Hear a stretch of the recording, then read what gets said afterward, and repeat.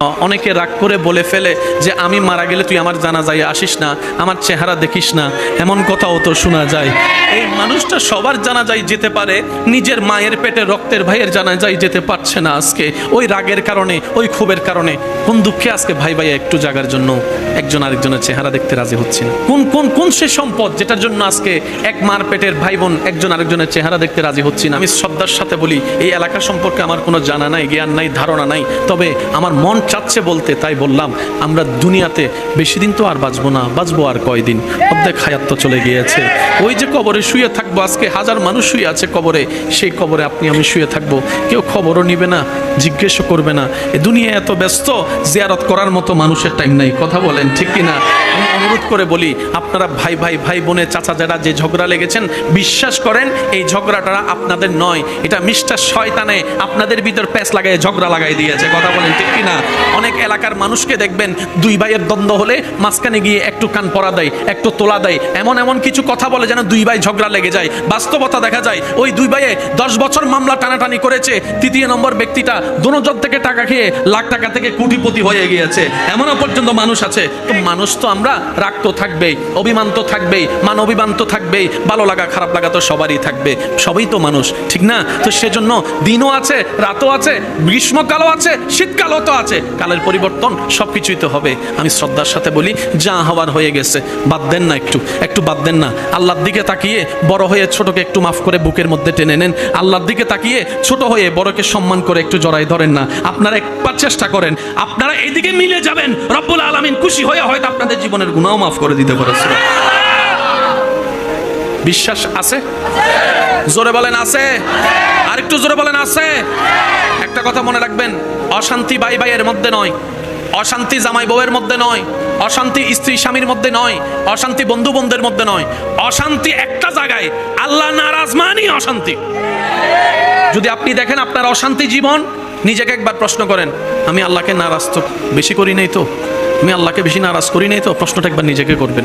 কয়েকটা প্রশ্ন জীবনে হাজার প্রশ্নের উত্তর দেয়, কয়েকটা প্রশ্ন হাজার জীবনের রাস্তাটাকে সহজ করে দেয়।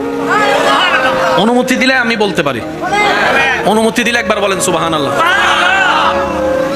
ব্যস্ত সময় থেকে যদি কখনো সময় পান, একাকী থাকবেন, একাকী শোবেন, নিজেকে শুধু 2, 3, 4টা প্রশ্ন করবেন, কোনো উত্তর দিবেন না, আমি শুধু বলি, আপনারা একটু মনের কান দিয়ে শুনবেন। আচ্ছা, আমাকে পাঠালো কে? কেন পাঠালো? আচ্ছা, আমি কি করছি? কি নিয়ে আল্লাহর সামনে যাব? এই 4টা প্রশ্নর উত্তর যেদিন আপনার ফিল আপ হয়ে যাবে সঠিকভাবে, খুশি মনে, সেদিন থেকে আপনার জীবনে আলো আসা শুরু হয়ে যাবে। কয়টা প্রশ্ন? একটু সবাই বলি, কয়টা? একদম সিম্পল প্রশ্ন। আচ্ছা, আমাকে কে পাঠালো? কেন পাঠালো? আর আমি কি করছি? কি নিয়ে যাব? এবার বলেন, কে পাঠালো? তাহলে উত্তর জানা আছে। কেন পাঠালো সেটাও বুঝতে পারবেন। কি করছি প্রশ্নটা করার সাথে সাথে আপনার অতীত বর্তমান আপনার চোখের সামনে চলে আসবে। কি নিয়ে যাব এই প্রশ্ন করার সাথে সাথে আপনার কবর হাসর কেমন হতে পারে অনুমান আপনার হয়ে যাবে। যে নিজেকে শুধরানোর কাজে লেগে যায়, রব্বুল আলামিনও তাকে শুধরানোর জন্য রাস্তা সহজ করে দেয়। বলেন না সুবহানাল্লাহ।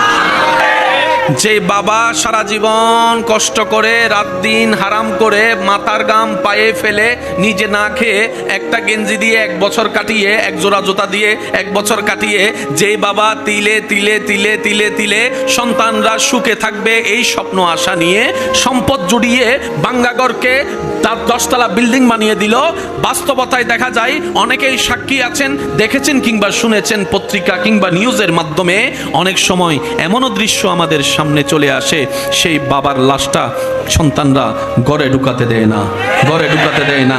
এমনও পর্যন্ত দৃশ্য দেখা যায়, বাবার জানাজার সেই টাইমটা নিয়ে হিসাব না করে কবরের জায়গাটা কোথায় দিবে সেই সিদ্ধান্তটা না নিয়ে এক ভাই আরেক ভাইয়ের সাথে, এক ভাই এক বোনের সাথে ঝগড়ায় লিপ্ত হতেই আছে, লিপ্ত হয়ে সময় নষ্ট করতেই আছে। এমনও পর্যন্ত দেখা যায় লাশটাকে সামনে রেখে জায়গা সম্পত্তির ভাগ বোটারা নিয়ে ব্যস্ত হয়ে থাকে। আওয়াজ দিয়ে বলুন ঠিক কিনা? ব্যস্ত হয়ে থাকে।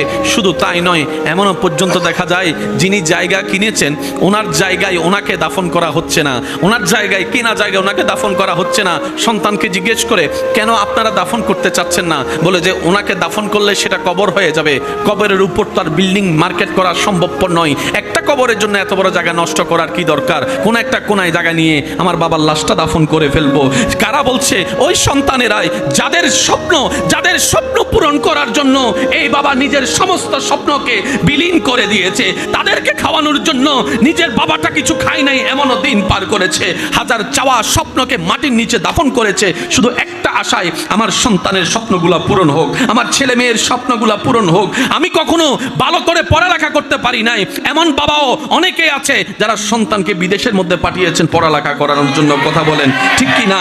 বাস্তবতা দেখা যায় এই মায়ার কোনো দাম নাই, এই ভালোবাসার কোনো দাম নাই, এই মমতার কোনো দাম নাই। রব্বুল আলামিন বলে, বান্দারে কাদের জন্য কি করলি, কাদের জন্য কি করলি, কার জন্য কি করলি? আরে আমার বান্দা, তুই যাদেরকে খুশি রাখার জন্য নিজের সারাটা জীবন নষ্ট করে দিয়েছিস, তার 10 ভাগের 1 ভাগ যদি আমি স্রষ্টাকে খুশি করার পিছনে লাগাতি, আমি আল্লাহ তোকে দুনিয়াও দিয়ে দিতাম, আখিরাতও দিয়ে দিতাম, জান্নাতও দিয়ে দিতাম। সুবহান। সেজন্য রব্বুল আলামিন বলে, বান্দা কখনো কারো বিচারক হইও না। বিচারক জায়গাটা বড় মারাত্মক কঠিন। যদি ন্যায় বিচারের মধ্যে ন্যায় বিচার করতে না পারো কোরআন সুন্নাহ মোতাবেক, কাল হাসরের ময়দানে সেটার জন্য তোমাকে ধরাও পাকড়াও করা হবে। সেজন্য বিচারক হতে যেন না। সবসময় নিজেকে বলবেন আমি আসামি। সবসময় নিজেকে বলবেন কি? আমি আসামি, আমি আসামি। আসামি সবসময় মাথা কি করে রাখে? জোরে বলেন, আসামি সবসময় মাথা কি করে রাখে?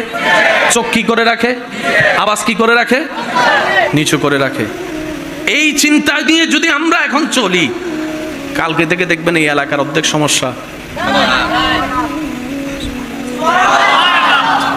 এখানে আমরা অনেকে আছি না একটা বদ অভ্যাস, কারো কোনো গোপন কিছু দেখলে শুনলে পাইলে যতক্ষণ 10 জনকে বলতে না পারবো পেটের ভাত হজম হয় না। এই কাজ আল্লাহ পছন্দ করে না। আচ্ছা বলেন, সবার জীবনে দোষ আছে না নাই? আপনার দোষের খবর যদি অন্য কেউ জানে আপনার কেমন লাগবে? এই খারাপ লাগাটা আপনার অন্যের ব্যাপারে আনতে হবে। সেজন্য নবীজি কি বলেছেন? নিজের জন্য যা পছন্দ করো অপরের জন্য সেটাই পছন্দ করিও। সুবহানাল্লাহ। এই একটা হাদিস সারা পৃথিবীকে শান্তি করার জন্য যথেষ্ট। নবী রাহমাতুল লিল আলামিনের ফরমান, হে আমার উম্মত, নিজের জন্য যা পছন্দ করো অপরের জন্য তাই পছন্দ করিও। নিজের জন্য যেটা পছন্দ করো না, অপরের জন্য সেটাও তুমি আশা করিও না, পছন্দ করিও না। অর্থাৎ তুমি যদি চাও তোমার দোষ গোপন থাকুক, তুমি অন্যের দোষ গোপন রেখে তাকে ইজ্জতে থাকার ব্যবস্থা করে দাও। সুবহানাল্লাহ। তুমি যদি চাও অভাবে কেউ তোমাকে খাবার দিক, তুমি আজকে সচ্ছলতায় অন্যকে খাবার দেবার ব্যবস্থা করো। ওই বান্দার রব তোমাকে খাবার ব্যবস্থা করে দিবে। বলেন না সুবহানাল্লাহ। এক কথায় তুমি রবকে খুশি করার নিয়তে রবের সৃষ্টিকে শান্তিতে রাখার চেষ্টা করো। রব্বুল আলামিন খুশি হয়ে তোমার জীবনে শান্তির ব্যবস্থা করে দিবে। সবকিছুর সমাধান ইসলামে আছে না নাই? ইসলামের কাছে যাই নাই, দ্বারস্থ হই নাই, প্রশ্ন করি নাই, শিখতে চাই নাই, নিতে চাই নাই। দোষ আমাদের। সবাই একটু বলেন দোষ। সবাই মিলে বললে আমি খুশি হব। দোষ, দোষ। অথচ আল্লাহ আমাদেরকে নিয়ামতের উপর বড় নিয়ামত দান করেছেন। নবী রাহমাতুল লিল আলামিন, লাকাদ মান্নাল্লাহু আলাল মুমিনিনা ইয বাআসা ফীহিম রাসূলা বলে আল্লাহ উত্তমের চাইতে উত্তম, শ্রেষ্ঠর চাইতে শ্রেষ্ঠ ইমামুল আম্বিয়া রাসূলে পাক সাল্লাল্লাহু আলাইহি ওয়াসাল্লামকে আমাদের নবী হিসেবে আল্লাহ দান করে দিয়েছে। যে নবীর সম্পর্কে আল্লাহর এই ফরমান, উসওয়াতুন হাসানা, পৃথিবীতে আর কেউ নাই, আমার নবী মুস্তাফা রাহমাতুল লিল আলামিন। সুবহানাল্লাহ। আর একটু জোরে বলেন না সুবহানাল্লাহ।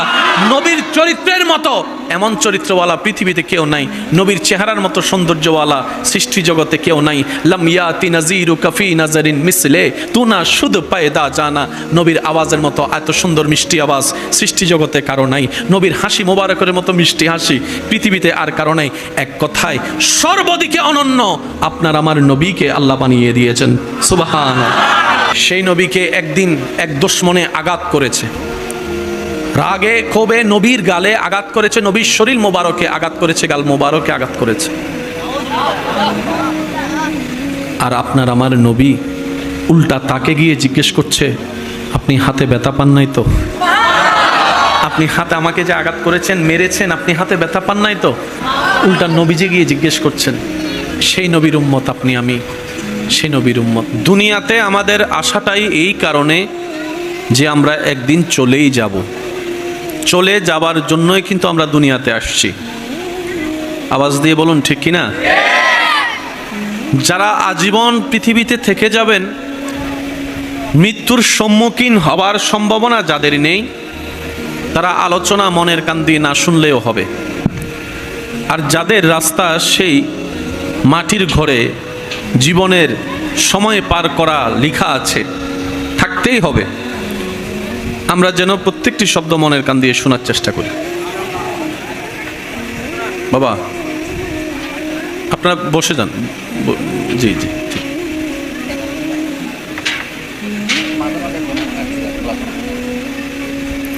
এমন ভাবে একবার মারহাবা বলেন, মারহাবা বলার পরে চতুর্দিকের আওয়াজ যেন একদম কমে যায়। একবার বলেন মারহাবা, আরেকবার বলেন মারহাবা।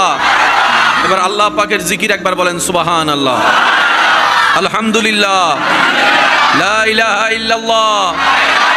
এবার বলেন আল্লাহু আকবার। এবার বলেন মারহাবা। আসছি দুনিয়ায় চলে যাবার জন্যই। চলে যাবাটা দুই ধরনের হয়। কয় ধরনের? একটা অশান্তির, একটা শান্তির, একটা বেইজ্জতের, একটা ইজ্জতের, একটা রবের পছন্দের আর একটা রবের অপছন্দের। সফলতা তাদের নামের সাথে যুক্ত হবে, হয়ে যাবে সৃষ্টিকর্তা যিনি সৃষ্টি করে পাঠিয়েছেন, খাওয়াচ্ছেন, খাওয়িয়েছেন, যে সৃষ্টিকর্তার রিজিক খেয়েছি, ওই সৃষ্টিকর্তাকে খুশি করে যে কবরে যেতে পারে, সফলতা তার নামের সাথে যুক্ত হয়ে যায়। আমরা যারা এখানে আছি, কখন ডাক আসে বলা যায়? আজকে থেকে 20-30 বছর আগেও মানুষের মাথায় একটা কনসেপ্ট ছিল, মরার আগে দাড়ি তো সাদা হবে আস্তে আস্তে, মোটামুটি অসুস্থ হয়ে ঘরে বিছানায় শুয়ের পর তারপরে না মরণ। কিন্তু ইদানিং কালে এসে মরণের ডেফিনেশনটাই পুরো চেঞ্জ হয়ে গিয়েছে। সাদা দাড়িওয়ালা দাদার বয়সী, নানার বয়সী মুরব্বীগুলা রাস্তায় হাঁটছে সুস্থ শরীর নিয়ে, আর নাতি হোন্ডা চালাতে গিয়ে অ্যাক্সিডেন্ট করে জানাজার খাটিয়েতে শুয়ে আছে। আগে মানুষ মনে করত বয়স হলে মরণ আসে। আমার মুরব্বীরা হয়তো আমার সাথে একমত হবেন। আগে মানুষ মারা যায়, কোনো ঘরে মানুষ মারা গেলে সাকারাত চললে পুরো এলাকা খবর হয়ে যেত, অমুক ঘরে সাকারাত চলছে। কেউ যেত পানি দিত, কেউ পাশে বসে কোরআন তেলাওয়াত করত। সবার চোখের সামনেই আস্তে আস্তে খোলা চোখ বন্ধ হয়ে যেত, চলন্ত নিঃশ্বাস বন্ধ হয়ে যেত। এখন সেই দৃশ্য তেমন দেখা যায় না। এখন হঠাৎ হঠাৎ হঠাৎ হঠাৎ হয়তো এইভাবে, না হয় সেইভাবে। তো বুদ্ধিমান কারা? বুদ্ধিমান সেই সমস্ত ব্যক্তিরা যারা ওই চিরসত্য বাস্তবতাকে সামনে রেখে দুনিয়ার জীবনের হাজারো শয়তানের সৃষ্টি করা চাওয়াকে ব্রেক লাগিয়ে রবের সন্তুষ্টির জন্য কাজ করতে পারে, রবকে সন্তুষ্টি করে কবরের পথে যাত্রা করতে পারে। রবের দয়ায় তারাই সন্তুষ্টি হয়ে তাদেরকে রব্বুল আলামিন দয়া করে সফলতা দান করেন। সুবহানাল্লাহ। এমন সফলতা দান করেন, উনি জীবনে যা কিছু রবের জন্য ছেড়ে দিয়েছেন, ওই নিয়ামতগুলার ওনাকে তো দেন তার চাইতে 1000 গুণ বেশি করে দুনিয়াতে এবং আখেরাতে। যদি দুনিয়াতে উনি নেওয়ার সময় না পায় সেই হায়াত, আল্লাহ তাআলা ওনার সেই বংশ পরম্পরায় সেই নিয়ামতটুকু দান করে দেন। সুবহান। যার লেনদেন রবের সাথে, সে কখনো লসে থাকে না। জোরে জোরে জোরে। যার লেনদেন রবের সাথে, সে কখনো লসের কোটায় থাকে না, বরং কল্পনার চাইতেও বেশি লাভ আল্লাহ তাকে দান করে। জান্নাত যে নামটুকু আমরা শুনি, জান্নাতি শব্দের, জান্নাত শব্দের সবচাইতে ছোট যে জান্নাত, সবচাইতে ছোট যে কামরা, এই পৃথিবী সমান 10টা পৃথিবী এক জায়গায় করলেও জান্নাতের ছোট্ট একটা রুমের পরিমাণ হবে না। আর একটু জোরে বলি না সুবহানাল্লাহ। যে শান্তির তালাশে আপনি আমি পাগল পারা হয়ে যাচ্ছি, যে প্রশান্তি খোঁজার জন্য দিন রাত পাগল হয়ে যাচ্ছি, যে সুখে থাকার জন্য হালাল হারাম বাজ বিবেচনা না করে যেমন তেমন ভাবে ইনকাম করে পরিবার চালানোর চেষ্টা করছি, মাটির ঘরটাকে দালান বানানোর চেষ্টা করছি সুখের আশা চিন্তা করে, হয়তো মাটির ঘরে সুখটা পাচ্ছি না, চারতলা বিল্ডিং হলে বুঝি সুখটা চলে আসবে, রুমে এসিটা লাগালে হলে হতো রুমের মধ্যে ঠান্ডা শীতল বাতাসের কারণে রাতের ঘুমটা একটু ভালো হবে। এই ধারণা যারা করেছি আমরা, বাস্তবতায় দেখা যায় বিল্ডিং আছে শান্তি নাই, এসি আছে শান্তি নাই, টাকার কোনো অভাব নাই, শান্তিও নাই, প্রশান্তিও নাই। পাগল পারা হয়ে দিক বেদিক ঘুরে একটু শান্তির আশায় কোথাও গিয়ে সেই শান্তির খোঁজ পাওয়া তো মিলেই না, বরং দিন দিন অন্তর আরো অস্থিরতার দিকে চলে যাচ্ছে। আপনি একটু খেয়াল করে দেখেন, আগের যুগের মানুষের তুলনায় আমাদের বর্তমান সালের মানুষের মধ্যে একটু খেয়াল করলে দেখবেন আমাদের ধৈর্য শক্তি কমে যাচ্ছে, আমাদের সহ্য শক্তি কমে যাচ্ছে, আমাদের লজ্জা কমে যাচ্ছে, আমাদের হায়া কমে যাচ্ছে, আমাদের সহ্য করা কমে যাচ্ছে। আগে বড় কথা শুনেও মানুষ চুপ করে লজ্জা পেয়ে সামাজিকতা রক্ষা করে কথা ঝগড়া না বলে পিছনে চলে আসতো, আর এখন কেউ না কারো মাধ্যমে শোনা সেই মিথ্যা কথাটাকেও সত্য মনে করে আপন ভাইয়ের সাথে যুদ্ধের মধ্যে লেগে যাচ্ছে। কথা বলেন ঠিক না? সহ্য কমে গিয়েছে, ধৈর্য কমে গিয়েছে, এক কথায় শান্তি। বলেন না সবাই শান্তি, আরো জোরে বলেন শান্তি। বড়র শান্তি, আমি বলবো আপনারা শুধু জোরে জোরে বলবেন, বড়র শান্তি, ছোটদের শান্তি, বুড়ার শান্তি, যুবকের শান্তি, স্বামীর মনে শান্তি, স্ত্রীর মনে শান্তি, গরিবেরও শান্তি নাই, বড় লোকেরও। সবাই অশান্তির জগতে বসবাস করছি। জোরে বলেন ঠিক কিনা? সবাই অশান্তির জগতে বসবাস করছি, ঠিক কিনা? শান্তি আছে কোথায়? একটু যদি খেয়াল করে দেখলেই দেখবেন, যাই নামাজে সিজদায় মাথা ঝুঁকালে শান্তি লাগে। সুবহানাল্লাহ জোরে বলি। মসজিদে সিজদা রবের দরবারে দিলে শান্তি লাগে, কোরআন তেলাওয়াত শুনলে শান্তি লাগে, কোরআন তেলাওয়াত শুনতে পড়তে দেখতে কোরআন শান্তি লাগে, কোরআনটাকে বুকে জড়াই ধরলে অশান্ত মনে শান্তি লাগে। সুবহানাল্লাহ। অশান্ত মনে শান্তি লাগে, মা বাবার চেহারার মধ্যে হাসি দেখলে শান্তি লাগে, শান্তি লাগে, দুঃখী মানুষের মুখে হাসি ফুটাতে দেখলে শান্তি লাগে, এতিম সন্তানের মাথায় হাত বুলিয়ে তার হাতটাকে শক্ত করে ধরে আশ্বস্ততার বর্ষা দিতে দেখলে শান্তি লাগে, গর্ত পড়ে মানুষটাকে টেনে তুলতে দেখলে তার চেহারার হাসি দেখলে শান্তি লাগে। শান্তি আসলে যেখানে আমরা খুঁজেছি সেখানে শান্তি নাই, শান্তি আসে রবের দরবার থেকে। আর রব্বুল আলামিন বলে, তুমি আমাকে খুশি করো, আমি তোমাকে খুশি করে দিব, আমি তোমাকে খুশি করে দিব, আমি তোমাকে রাজি করে দিব, আমি তোমাকে শান্তি করে দিব।